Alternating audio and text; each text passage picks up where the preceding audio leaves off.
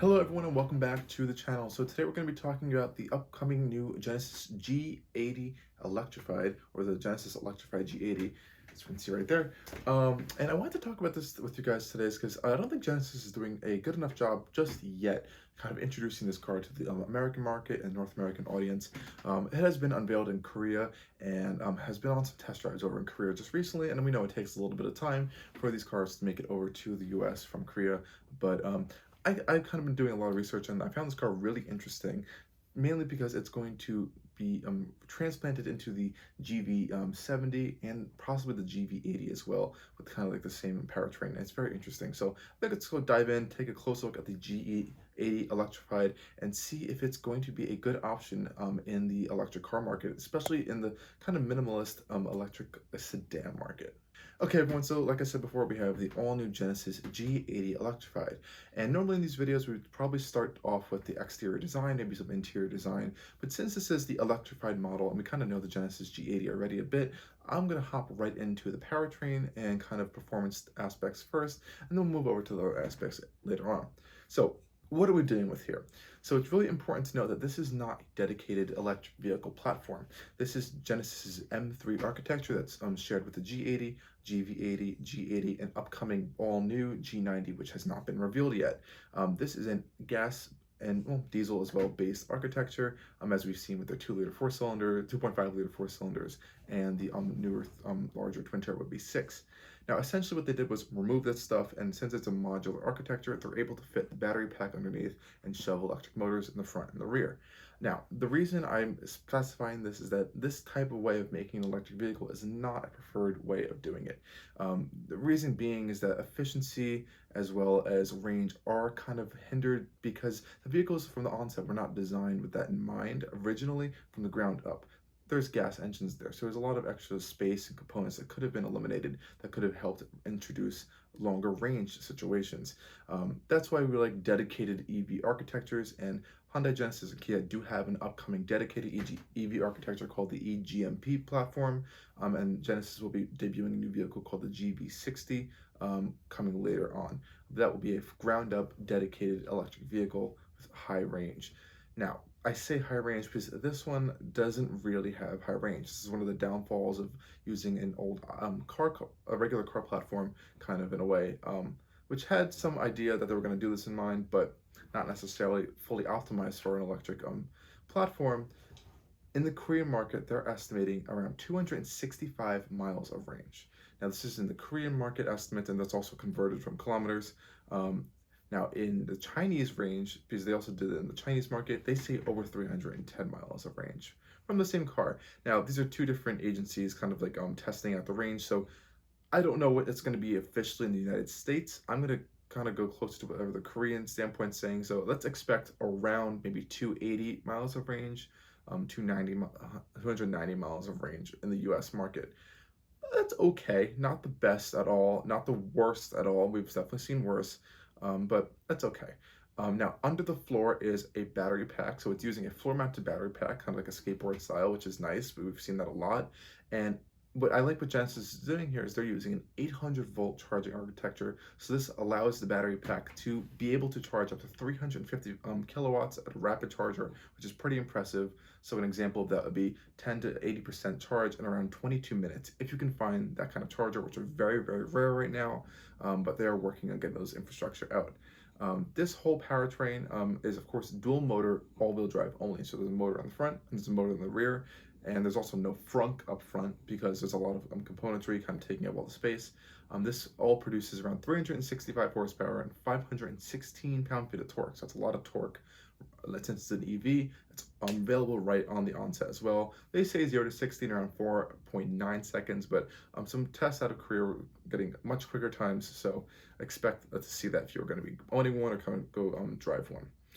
Moving a little bit more with this powertrain, since it is Hyundai, Kia, Genesis's newer EV architectures, even though it's not on their dedicated EV platform, it does feature some of the similar features, and that includes V2L, which is vehicle to load. So that basically means you can take the charger port, put a connector in, and charge other things with it. So you can plug it into like a fridge or something, or power tools, or whatever you want to do. If you're out camping or something, you can do that. So that can power up to 3.6 kilowatts of power to different like appliances or other things. That's really nice. Now, I think it's important to move into the design a little bit, because there are some different things that have changed here. So compared to the regular G80, most of the stuff looks very much the same. Up front, you are going to notice a few things that are different. First off is the grille. All these grills are now, it's the same shape, same pattern, but it's flush. It's completely flat, and there is no actual air being passed through it. Now, a lot of people were saying, this is silly, it's an electric vehicle, it doesn't need a grille necessarily, why is it still there?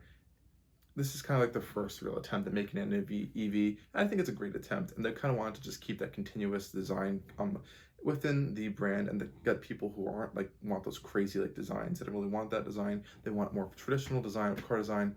They had this as an option. I think it looks actually really tasteful. They did a really nice job with it. I was kind of afraid of how they were going to execute it. I think it looks really well, and I do love how the charger port is actually hidden in that grille. There's a little door on the driver's side, at least in the US, the US driver's side, and you press the button, it flaps open, and you can plug it in right there, which is, I think, is really cool. Nice integrated charger port right there. Now on the bottom end, there's a different and unique bumper design, a little bit more sleeker and aerodynamic, and that whole portion is actually open to allow for the, some cooling for the batteries. So there is some cooling for batteries and motors and brakes and stuff. So there's some cooling going on there, which is nice. I kind of like how they continue that G matrix pattern going down there as well. The rest of the car is, you really would never be able to tell that this is an electric G80.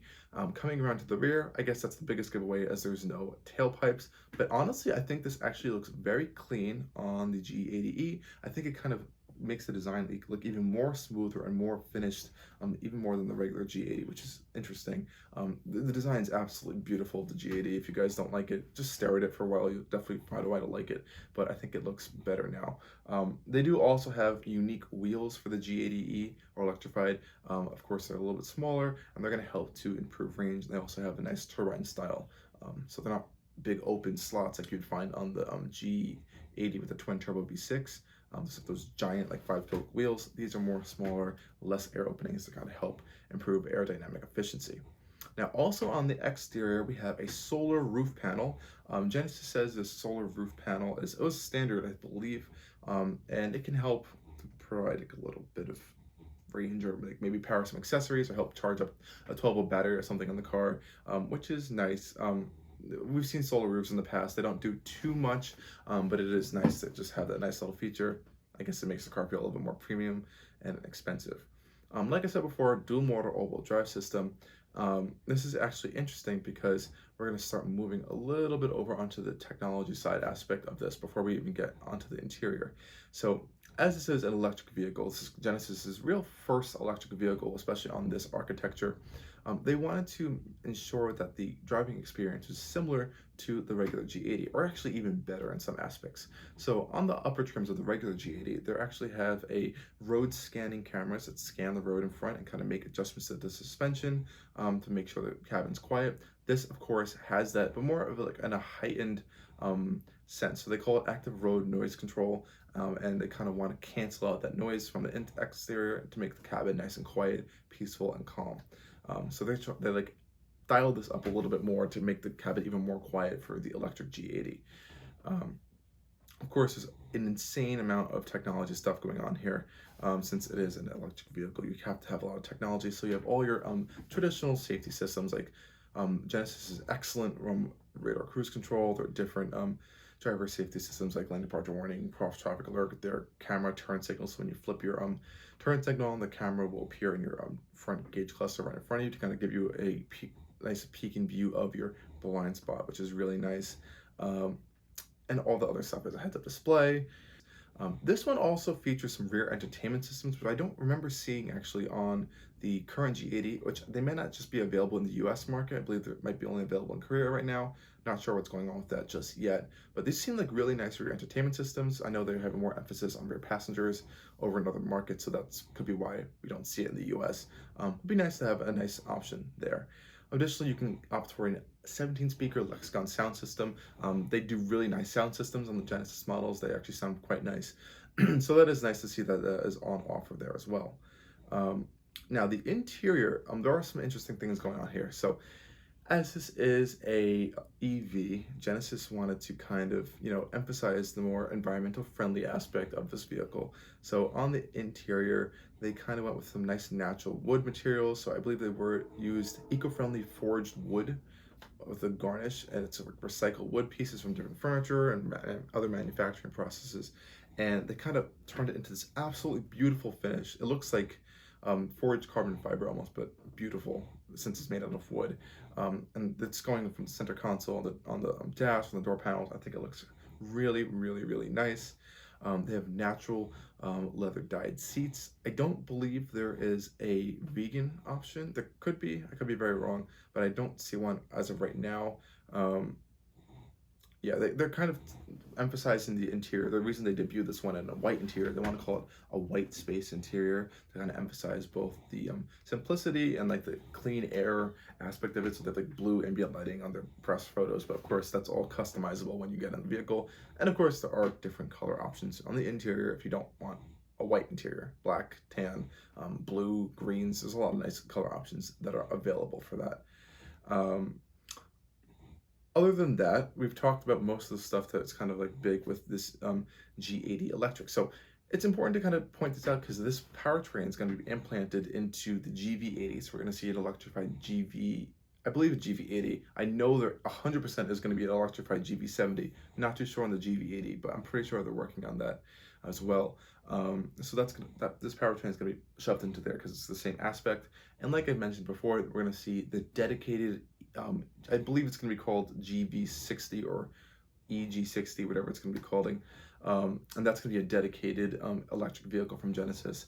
And that one's going to have way more range than this. No grille, much sleeker design, and much more of a futuristic design coming out of that as well. Currently, there's no pricing, I believe, on these right now. And I know when they're going to be coming to the US exactly. I'm going to say either late this year or spring of next year or early next year. I believe I don't know if they're on sale exactly in Korea, but I know they're out doing press drives right now throughout Korea. So that means they're on the roads. So I would expect a few more months. Hopefully later this year, we might see them over in the US because I think they're really clean. It'd be a nice offering. Now, it's also important to note that there are not many electric sedans on the market. Yeah, we know the main ones. We have the Model 3, we have the Model S, and what else? You can't really come to think of like a lot of electric sedans on the market right now. This is going to be a nice introduction. Of course, we have the upcoming BMW i4, which is coming. We're going to have a BMW Electric 3 Series. I don't know the official name on that one just yet. And of course, Audi is working on a whole bunch of electric sedans coming within 2 or 3 years, so we still have some time to wait on those. And as well, of course, we're going to have the Mercedes-Benz EQS coming and the EQE, which will be smaller and cheaper. But those are still a times away. So this is kind of ahead of the game. So if you really want to hop into the electric sedan market now, you can hop into one of these. I don't think I'm forgetting an electric sedan that's sold in North America right now. I could be. I guess if you want to count the Hyundai Ioniq, that's a hatchback actually, it doesn't count. But yeah, there really aren't many electric sedans in the market. Lots of SUVs, lots of weird crossover shapes, but no really sedans right now. So hop into one if you want one. Maybe go check it out when they come over to the US. But I think this will be a nice offering, and hopefully it is reasonably priced, not too crazy expensive. I'm gonna say it's probably in the upper, maybe mid $50,000 to $60,000 range, I'm hoping. And of course, these will probably be eligible for the $7,500 federal tax credit. Maybe that might increase by the time this comes out, actually, so we have to wait and see. And that'll be a nice offering in the market.